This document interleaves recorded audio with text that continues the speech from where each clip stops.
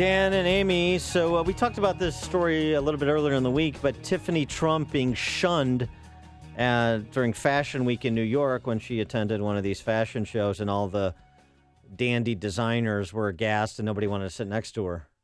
Exactly. And if you saw the picture, she's sitting alone, and then people left the pamphlets, the programs in the seat, 5 empty seats to her left, 6 empty seats to her right, and she's sitting there, and it's just humiliating what they did, and shame on them. And somebody came to her defense, and it's none other than Whoopi Goldberg. Elle magazine's senior fashion editor tweeted that she and other editors changed their seats so they weren't near the first door to Tiffany Trump. Yeah. There were also photos posted of Tiffany with empty seats next to her. You know what, Tiffany?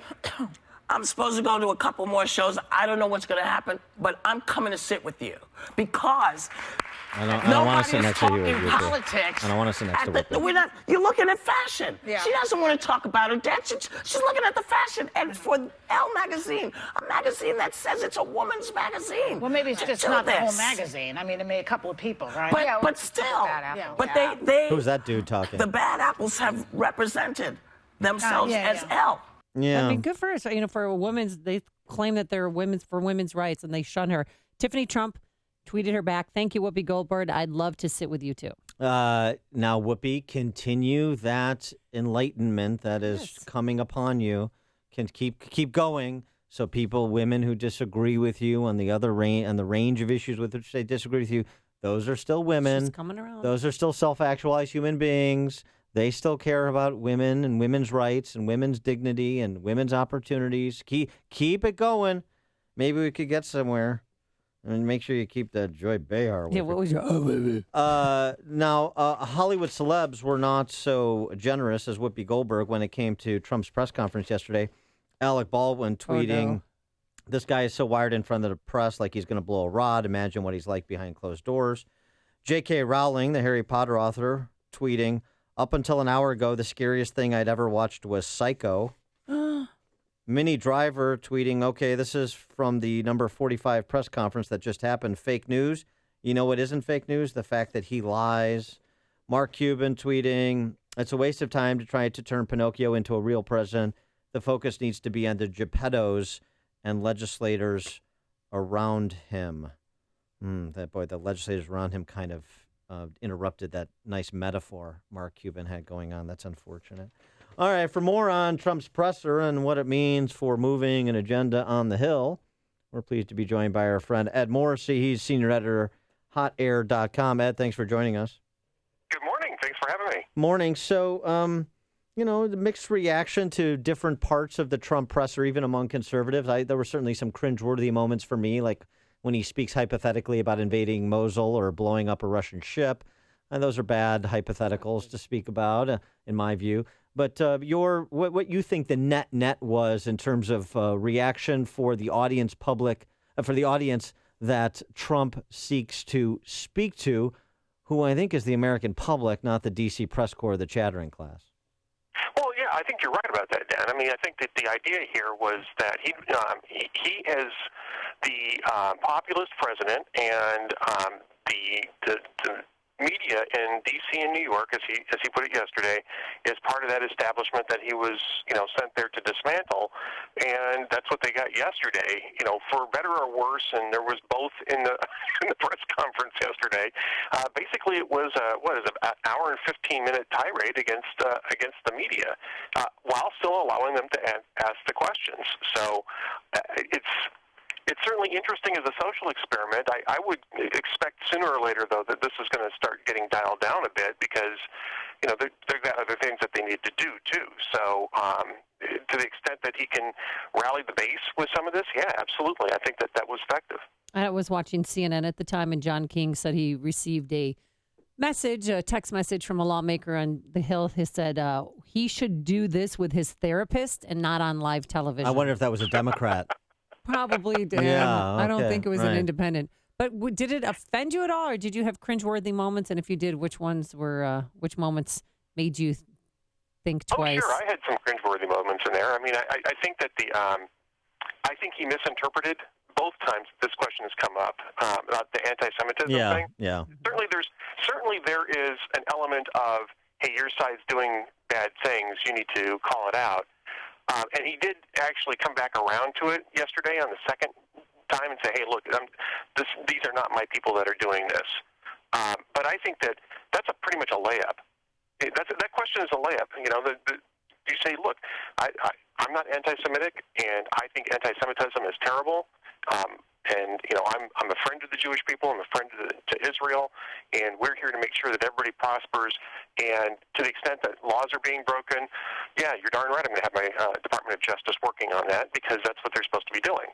And then that's it. I mean, it's a pretty easy question to answer, and you've blown it 2 times now. And it really got personal with the guy who asked the question, who was very clearly, an Orthodox Jew himself. And, right. Obviously this is a sort of a big issue for this guy. So, I get the idea that he's thinking that they're trying to make it into a personal attack, but it's pretty easy to parry that too. Yeah, that was a mistake. That was clearly a mistake. He jumped the gun and should have listened to what that gentleman had to say. But that gentleman said later to Ed Henry and others that, I still like Trump. It wasn't, he obviously misinterpreted what I was getting to, but there was no hard feeling. So at least that reporter was an adult. Can't say the same for all of them. Here's the thing, though, that seems to me that Trump has going for him. 2 things. One is the resistance, as they like to term themselves, the people dropping their drawers and putting genitalia on their head. They're not winning a lot of converts either. And their avatar, Elizabeth Warren, very interesting. Politico Morning Consult poll released yesterday found that any unnamed Democrat beats President Trump in a 2020 presidential matchup, but Elizabeth Warren loses to him by 6 points.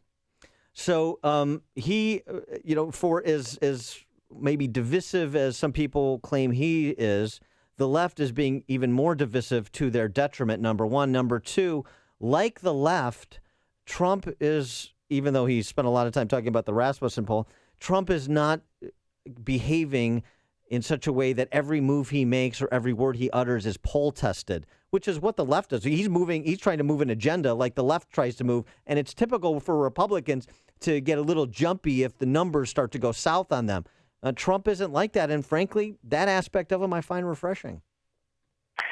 Well, I think so. I think you're right about that. I do think that some of this probably could have been dialed down, though, and still push that agenda. And but that's not, that wasn't what Donald Trump. That's how Donald Trump got elected. I mean, it's one of these things where well, if I were president, I would do this. Well, I'm not president. I didn't run for president, and the people who ran for president who would have handled it differently didn't win either.